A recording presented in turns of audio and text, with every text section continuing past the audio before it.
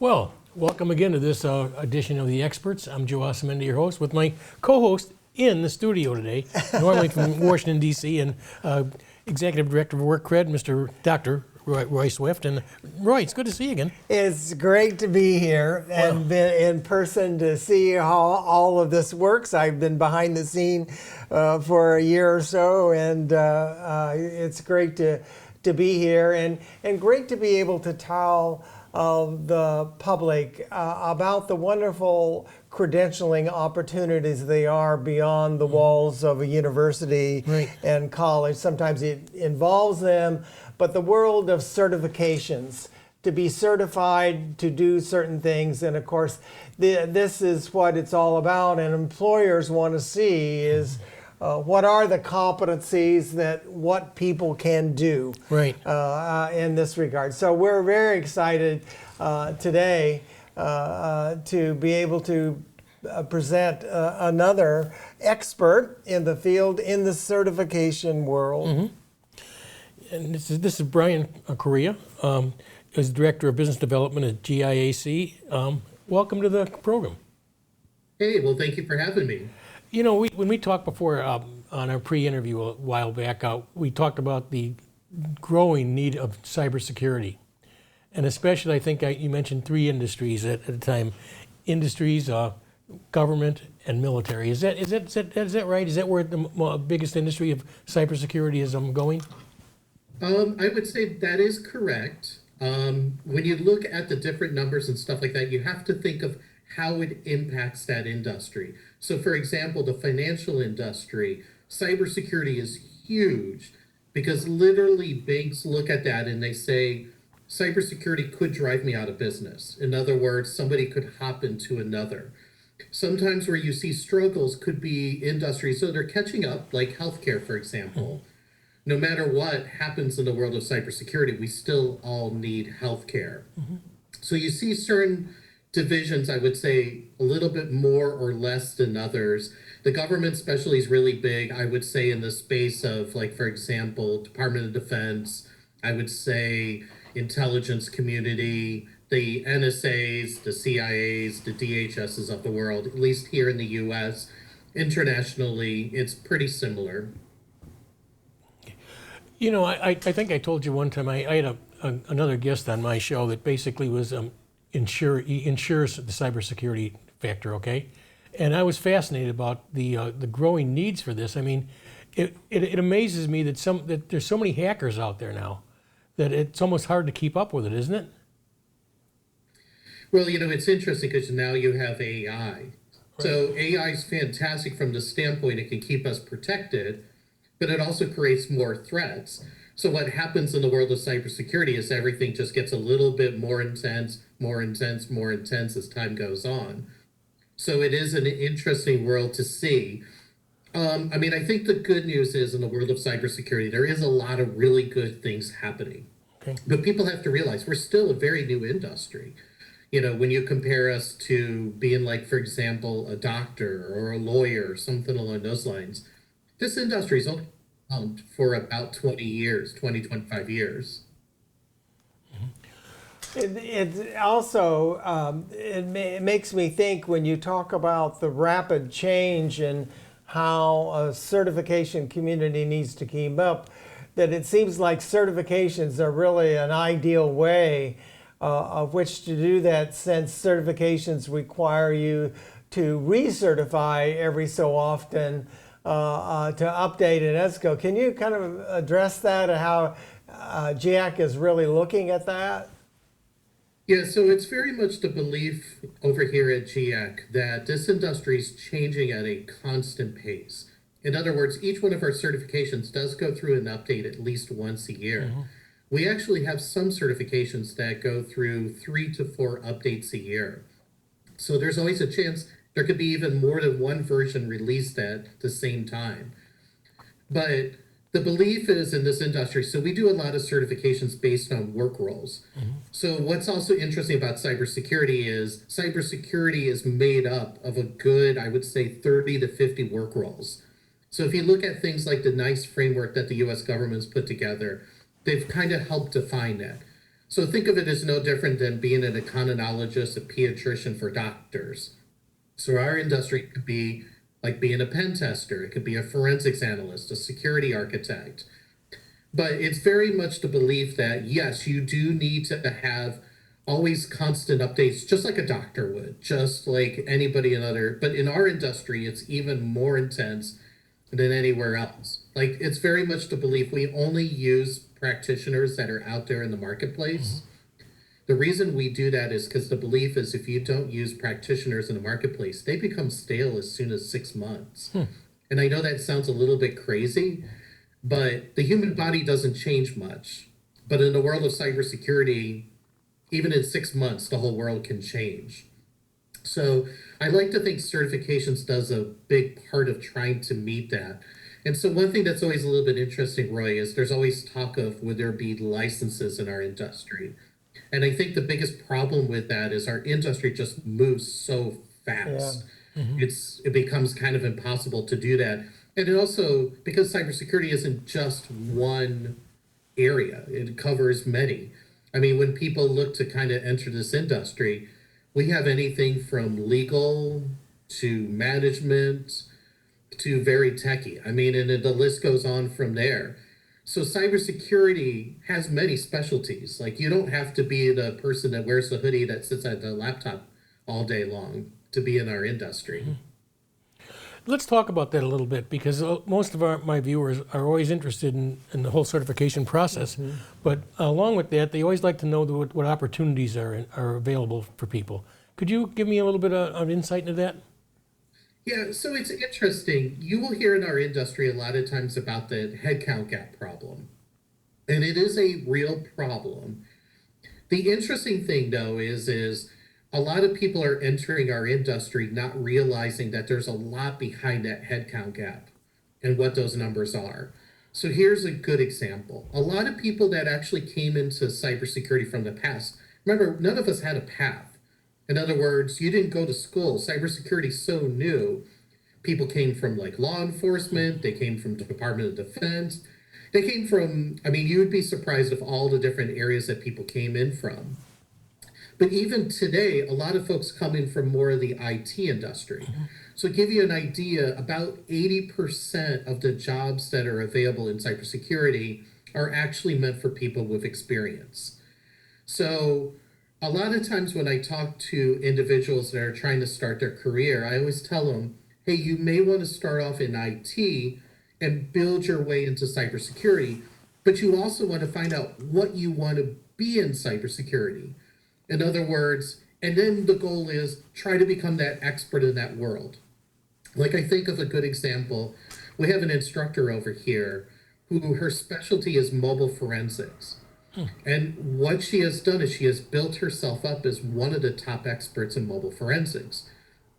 She worked on, for example, the Bin Laden case. She worked on those phones when they were retrieved.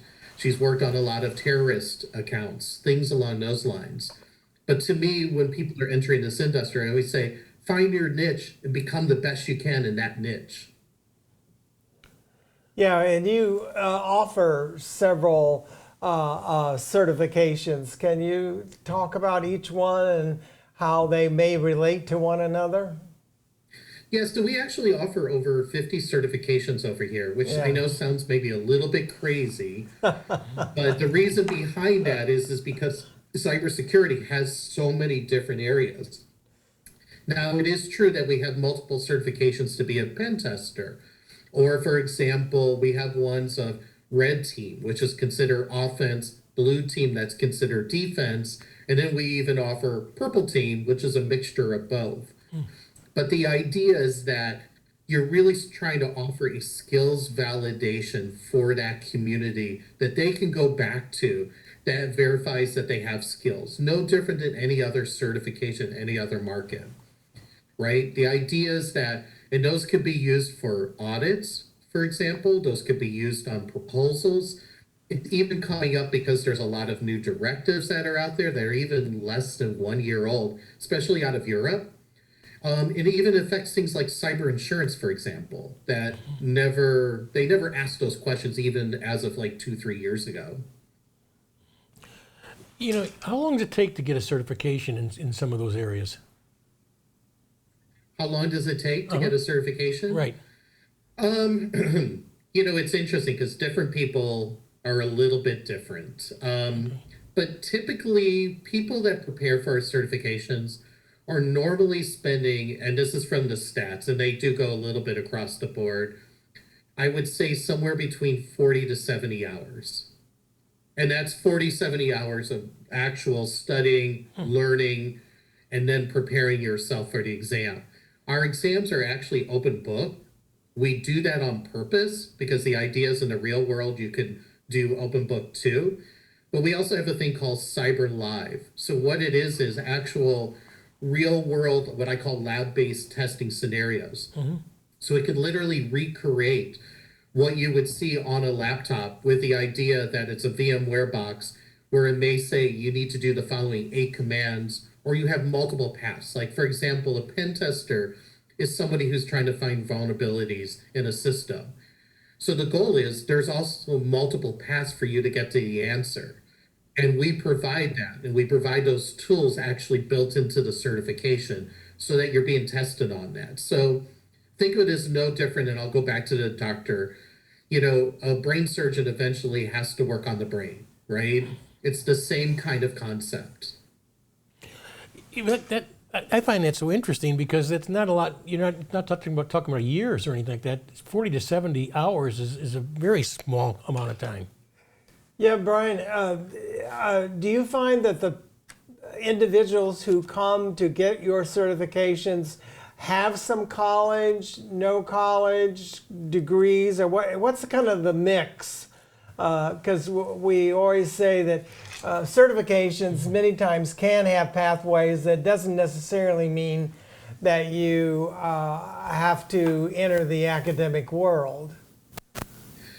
Yeah, so it's interesting. I would say it's a mixture of both. I mean, we definitely have people with degrees, but it's interesting because you have to think about it. Cybersecurity programs in the academia world are now just starting to happen.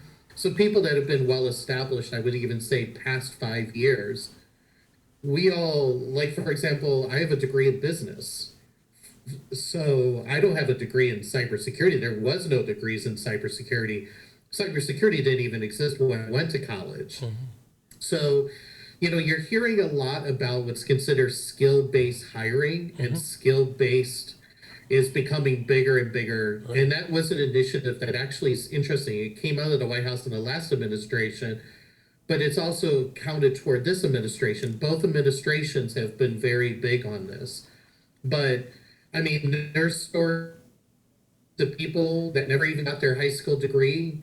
They started, they found this to be fun. They enjoyed what they were doing, and they became very, very successful in their careers. Sometimes one of the most controversial things that you hear in our industry is, hey, when somebody hits a certain position, especially in leadership, do they need to have a degree to be able to have that position? Like, people have required to get degrees. And there's been a lot of, I would say, debates about that. And it's interesting because we are seeing a little bit of a change now in the job recs. So, for example, we just did a workforce report. It'll be released here on May 1st. It'll be released at the RSA conference, which is the largest conference in the cybersecurity industry. And what was interesting was, for example, in the past, it was always about the headcount gap problem. Now we're actually hearing that the problem's more skills-based. So it's not that I need more bodies, I need those bodies that I have in the door.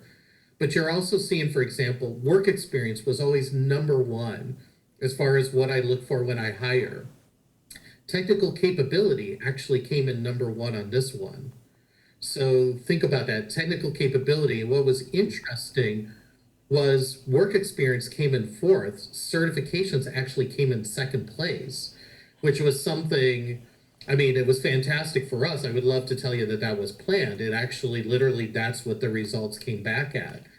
So you are seeing certifications, but I always look at certifications as, it's a skills validation of your skills. It doesn't mean you're the best doctor in the world, doesn't mean you're the worst doctor in the world, but it means that you have taken a test and it's been validated that you have a certain level of skills and knowledge.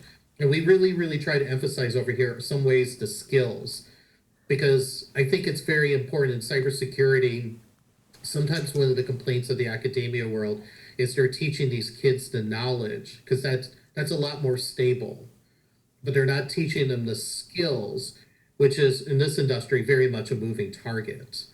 And so I think it's very, very important. So for example, it's important for somebody who knows what a pen tester does, but it's even more important if you're going to be a pen tester, how to be a pen tester, right? And what does a pen tester need to do? How do they need to think? How do they need to do their jobs?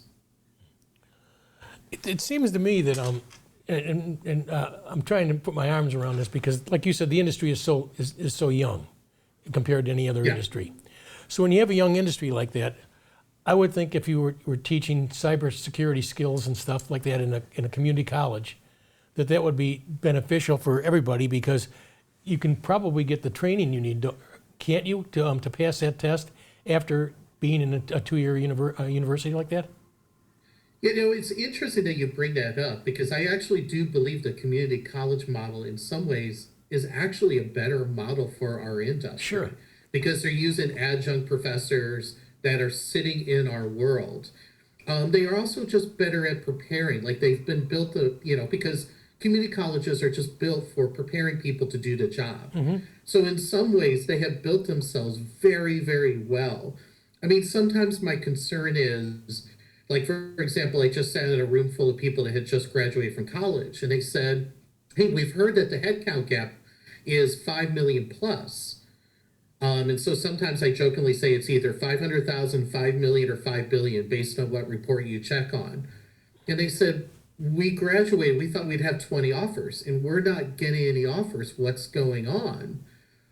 And the problem is they didn't realize that you needed some level of experience. And of course, it's very frustrating for them because you can't get experience until you get experience, right? It's a little bit of a chicken and egg story. Right. But these community colleges have done really well as far as setting up like cyber ranges and competitions. And those are things that employers are looking for. And so, maybe here's a good example. It's funny because some of the largest companies do this really, really well. So Amazon, for example, has what they call cyber hospitals. And what a cyber hospital is it's literally, I'm going to go back to being a doctor just because it's a great analogy, where they've recreated the residency model in cybersecurity. And the whole idea is, hey, let's take something that's been well established over 100 years, and how do we recreate that here in cybersecurity? In other words, let's not recreate the model. Let's use the model that's already out there. Mm-hmm. But community colleges, I have to admit, they by far do it much. And it is a little bit of a catch-22 because every school's a little bit different, right? So when I do talk about the different schools, but one thing that I always tell people is you want to look at programs that have professors that are also out in the real world doing this for a living. So sometimes my concern is, and it's been across the board, that cybersecurity has become so hot, you hear advertisements of places that go, hey, have a really crummy job today, come into cybersecurity, you'll make 6 figures overnight. And as you can imagine, nothing in life is ever that easy. Right. The experience is always an issue that we hear about, and I know that a lot of the certifications are trying to look at entry level kind of cyber that I think you are also looking at, that allows somebody to get in and then be able to have a pathway through your certifications. Could you talk a little bit about that? Yeah, I mean, what's nice is because it's a skills validation, and remember, people are desiring that, especially as we're starting to see more directives, as we're starting to see more audits, more validation of that workforce.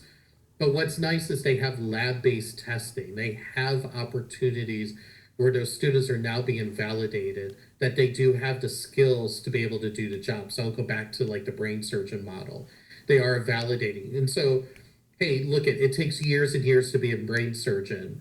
but there's still even entry level steps that you do to get there, right? And so we have built certifications that allow you to get to the entry level. Yes, it's true, you're not going to be the brain surgeon overnight, Right. but everybody starts somewhere, right? And you've started to use that validation. But that allows you also now to go out into the real world. And those, there's especially like, for example, in Europe, there's a new directive called NIS2 that requires any organization that deals with critical infrastructure actually must meet certain requirements. Well, critical infrastructure is anything from retail to healthcare to utilities to tech to financial, pretty much just any organization out there. But the idea is that the EU has set that up with the idea of protecting its citizens. Maybe another good example, Roy, I know you know this one quite well, is Department of Defense has an initiative where they validate their workforce. Right. Right? And the idea is that why are you doing that? Well, because cybersecurity is critical in protecting US citizens. Right? And we want to know we have a workforce that's prepared to be able to handle that. Right, I think that is extremely important. Are you seeing people come back to you to try to get the higher level, or are people more satisfied to choose a level and just stay there? What kind of trends do you see there? Well, a lot of the GIAC certifications are built for people already well established in our industry. So oftentimes people have started somewhere on a lower level and they work their way up, whatever that is, and they've built paths. Like a lot of times we actually even offer some tips of some paths to do, but it's not a requirement because everybody's a little bit of a different journey, but it's very common. I mean, we even have individuals over here with 20 to 30 of our certifications. We have somebody from Walt Disney Imagineering. I think he has 32 GIAC certifications alone. And that's not Wow. even counting he has certifications from CompTIA and ISC2 and ISACA. So it is very common that people will. Now, it's not so common people have 20 plus certifications, but it is common to see 2, 4, 5 of our certifications. And people using that as a progression as they move themselves up in their careers. We have to take a quick break, but we're going to be right back with you and talk more about cybersecurity in a few minutes. I love that we both got an awesome network and save money doing it. I know, $25. I love that it's guaranteed for 3 years. Hey, we're sitting on a sign here. Switch and get Welcome Unlimited for $25 a line, guaranteed for 3 years. Verizon.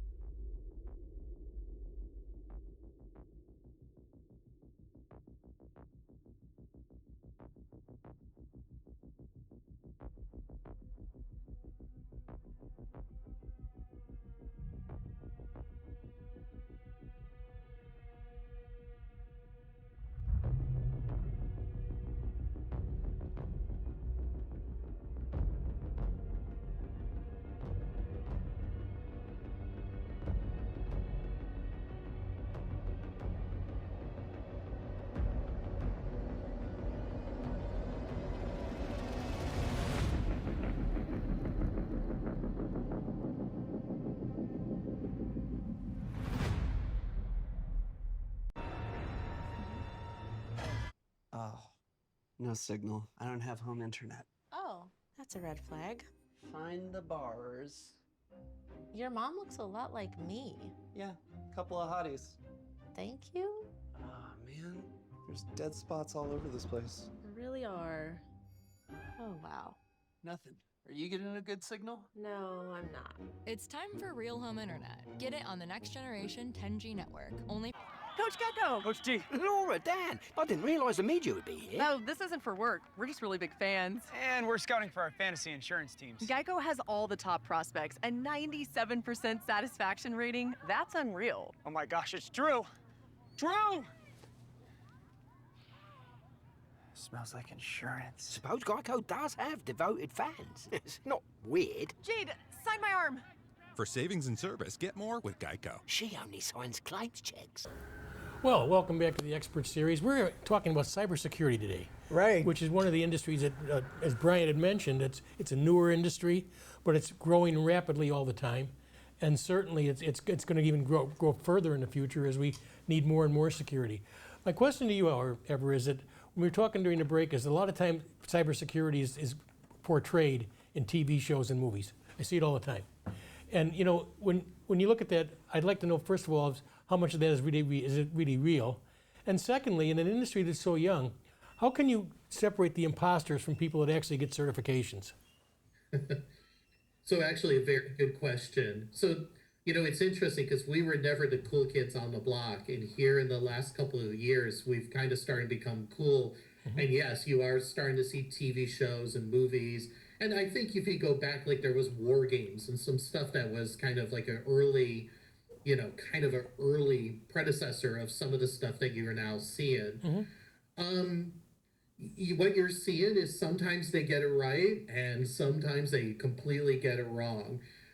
So, you know, people in our industry sometimes always get a kind of a good laugh when they watch some of these programs. Mm-hmm. There was a program, it was like an NCI, one of those type of programs on cybersecurity.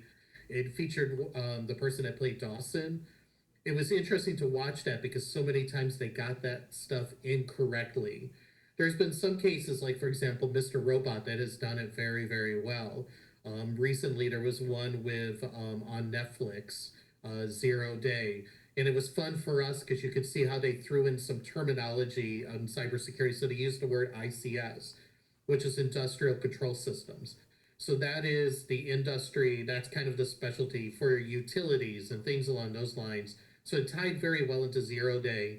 But it was interesting how they tried to throw in our terminology into the show, because I want to say it was like a limited series, just to kind of throw that in there. So someone like me goes, hey, I know what that means. Mm-hmm. When it comes to certifications, we do have what's called digital badges. They're done through Credly. A lot of times people do use those to kind of verify if somebody really has their credentials. You can also go to our website, and we do have a directory where you could pull up people's names. Mm-hmm. Maybe sometimes the only downside is there is some people that have decided for certain reasons, probably classified, that they can't be listed on a public database. So they use those digital badges as really a way, because you can send those digital badges out. But, you know, it is a concern of this industry. You do find stories of people being imposters, people now saying, hey, I know a lot of this industry when they really don't. You know, the example I know that I was talking about during the commercial break was an individual was saying that they were an expert and they were originally from NSA. And people like me would watch those interviews and go, well, for one, you can't talk about that. But two, that's not how that operation works. And so sure enough, like 6-9 months later, there was an expose by a magazine that had talked about how that individual never even worked at NSA, things along those lines. Like sometimes you have to be very careful if you hear of a former expert of NSA, because all that stuff, those people have been promised to never talk about that throughout their career, hence why they had clearances and stuff along those lines. You answered that very well, because the first thing that came to my mind is that in an industry like this, it's let's say hot and sexy, so to speak. Yeah, you know, right. I mean, that all of a sudden, an imposter with just very little knowledge, I would think of just, like you said, a couple of speaking words or something like that, could very possibly just pass themselves off as an expert with certification. Well, and I think the reality is the people that are in the industry were probably a little bit more boring than the ones that are, you know, now impostering, because they definitely probably play up a lot more cooler things than, you know, someone like, you know, individuals. You know, I've been very blessed in my career to be surrounded by people much, much smarter than myself, right? But you'll hear that, yeah, it's not nearly as exciting as it may be on a TV show or a movie, right, in our industry, and what's reality and what's false.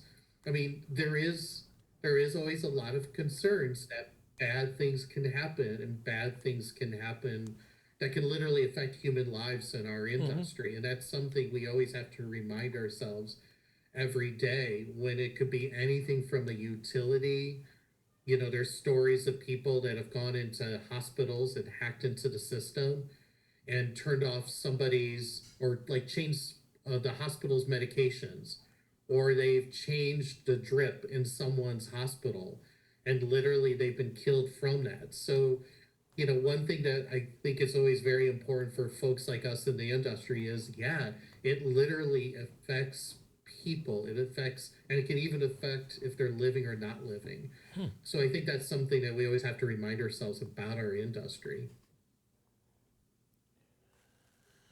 I think the field certainly is growing, and the whole issue of skill-based hiring certainly lends itself to certifications in helping. Are you seeing that many times your certifications are being looked at as possibly embedding into the academic degree world or certificate world? We're starting to see that more and more every day. In some ways, we're kind of becoming a capstone. In other words, somebody walks away with a degree and they may walk away with a certification. I will confess, because our certifications are built for more folks that are well established, like we're only starting to see that.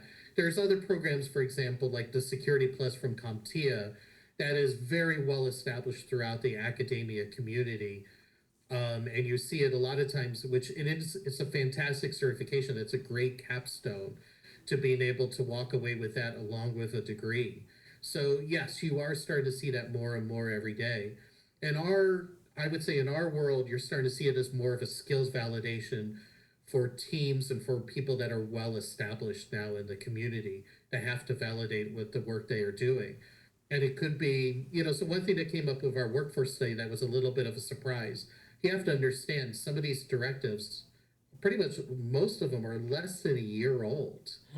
And yet one of the questions was, is it affecting your hiring? We expected the answer to be in like the 10%. It was already at 40% plus, 50% over in Europe.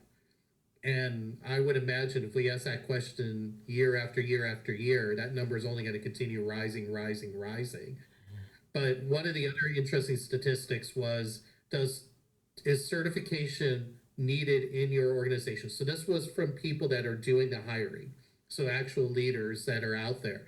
They could be technical, they could be security team leads, they could be HR managers, but saying, does certification, does skills validation make a difference for you to do business?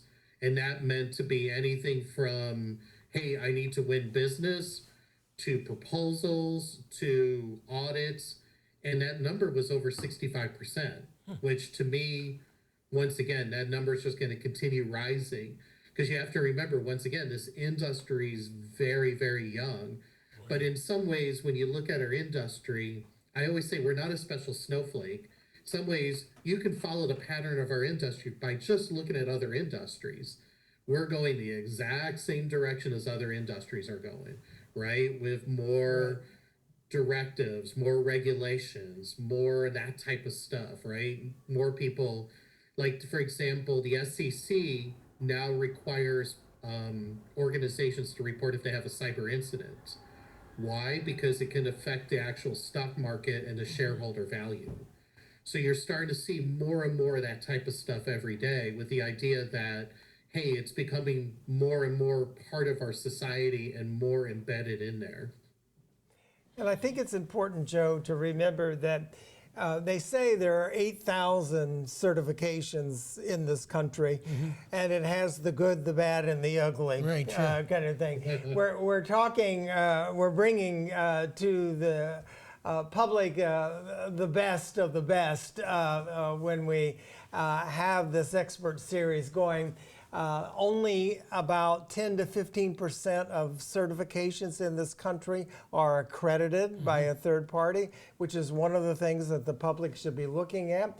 GIAC is one of those in that 10 to 15% that has been recognized by ANSI, the National Accreditation Board. And so that's something the public really needs to talk about, kind of thing. And Brian, you can say what a rigorous experience that is. Yeah, so, we are ANAB ANSI accredited, and we meet what's considered ISO standards for certification 1724, which is considered, so sometimes that gets people get a little bit confused in our industry because they think it's cybersecurity related. But what it really is what best practices are out there in certifications, knowing that that marketplace has been around 100 years. So I have to admit, and so Roy, I'm going to say, over here, we are a lot of techies. We had so much to learn, and we did learn a lot. And I have to admit, everybody walked out of that experience because it was best practices of the certification marketplace, of how it made us so much better. Because we knew how to write exams from a techie standpoint, but there was so many things that, we had not factored in. And, one thing that I always like to say about certifications that are accredited, and it's becoming a bigger deal in our industry, especially as you're hearing about these directives and regulations, it makes them legally defensible. In other words, so maybe a good example, like the FBI, for example, requires their folks to go through our certifications. Why? Because they have to appear in a courtroom. The first question of that courtroom is by the judge and the jury is, hey, you FBI agent, what is your credentials? What is your skills validation that backs you up? And it really did, I think the accreditation process really helps to do that, but now it makes it legally defensible for the FBI, for those agents, for the courtroom, and so they can all be verified that yes, we are following the best practices of the certification marketplace. And I'll admit, I can go on for probably a good 20 minutes of how it does that and why it does that. But, I think it was nothing more than, hey, we've taken the best practices that are no different than a residency that Amazon's doing and apply that over into our certifications to make sure that when you are taking that exam, that's been applied over to you, but also making sure that we're testing people fairly and we're testing them equally at the same time. Great. Well, Brian, it's been great having you on the show today. I've learned so much more from the discussion. I'm sure my audience has too. And it's in an industry like yours, it's getting more and more publicity and more actually specialization, as you said. It's been a great interview, and thank you. Could you please look into the camera and tell people how they can reach you and who might want to call you? Yeah, sure. So we can be contacted at www.sans, S-A-N, like Nancy, S.org. We also have a ton of free resources. GIAC is the certification arm of SANS, so it stands for the Global Information Assurance Certification Program. We can be reached there at www.giac.org. And if you're interested, we actually do have an accredited school that has a master's, undergraduate, and graduate certificate programs.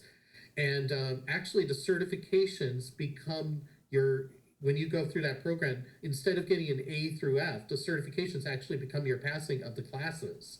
And so you walk away in that program with, if you go through a master's program, you're getting anywhere from 8 to 12 certifications that you can now apply in the marketplace. That website is sans, S-A-N-S.edu. Brian, thank you so much for joining us today. Great information, and you explained it so well. I really appreciate it. Yeah. Well, thank you for having me. And thank you out there for participating and watching the Expert Series, and we'll see you again shortly.